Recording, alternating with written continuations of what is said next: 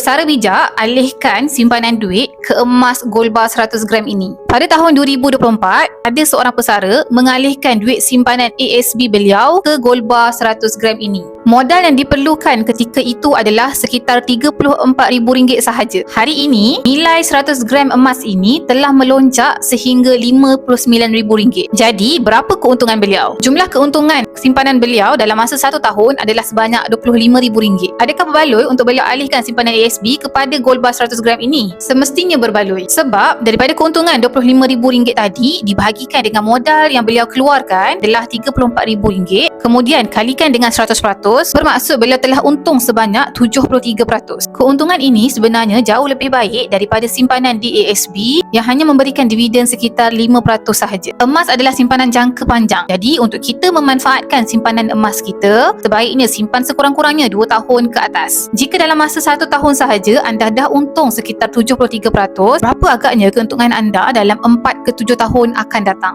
Jangan bertangguh lagi jika anda ada bajet sekitar RM60,000 dan alihkan terus kepada simpanan emas. Saya yakin nilai simpanan emas anda akan mencecah sehingga 90 ke RM100,000 pada masa akan datang. Nak saya bantu? Boleh isi form sign up yang saya sediakan di bawah ini atau refer pin video cara daftar akaun emas Public Gold dengan mudah. Kemudian saya akan guide anda dalam cara dan langkah-langkah simpanan yang terbaik untuk anda.